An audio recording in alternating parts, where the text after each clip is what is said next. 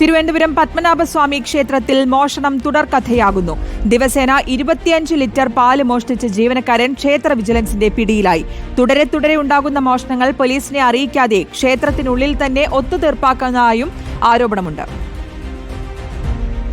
കേൾക്കുമ്പോൾ തമാശയായി തോന്നുമെങ്കിലും കലവറ നിറയെ വജ്രങ്ങളും സ്വർണ്ണാഭരണങ്ങളും നിറഞ്ഞ പത്മനാഭസ്വാമി ക്ഷേത്രത്തിൽ നിന്നും ദിവസേന മോഷ്ടിക്കപ്പെട്ടുകൊണ്ടിരുന്നത് 25 ലിറ്റർ പാലാണ്.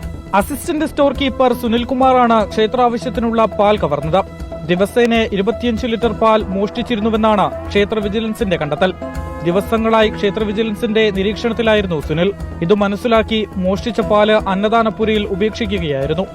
പായസ നിർമ്മാണത്തിനും മറ്റ് ആവശ്യങ്ങൾക്കുമായി പ്രതിദിനം 200 ലിറ്ററിലധികം പാലാണ് ക്ഷേത്രത്തിൽ ആവശ്യമായി വരിക. ഇതിൽ 20 ലിറ്റർ മാത്രമാണ് ഗോശാലയിൽ നിന്ന് ലഭിക്കുന്നത്. മിൽമയാണ് ബാക്കി പാൽ ലഭ്യമാക്കുക.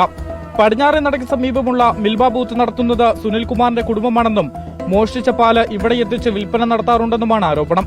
പത്മനാഭസ്വാമി ക്ഷേത്രത്തിലെ മോഷണങ്ങൾ പോലീസിനെ അറിയിക്കാതെ ഒതുക്കി തീർക്കാൻ ശ്രമം നടക്കുന്നതായും ആക്ഷേപമുണ്ട്.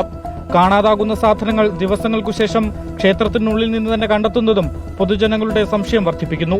കഴിഞ്ഞ മാസം 108 ഗ്രാം സ്വർണം നഷ്ടമായ സംഭവത്തിലെ പ്രതികളെ പിടികൂടാൻ പോലീസിന് ഇതുവരെ ആയിട്ടില്ല. 2022 മുതൽ 24 വരെയുള്ള കാലയളവിൽ വെള്ളിക്കിണ്ണം, രുദ്രാക്ഷമാല, പൂവട്ടക, നിവേദ്യപാത്രം എന്നിങ്ങനെ 15ഓളം വസ്തുക്കളാണ് ക്ഷേത്രത്തിൽ നിന്നും കാണാതാവുകയും പിന്നീട് കണ്ടെത്തുകയും ചെയ്തിട്ടുള്ളത്.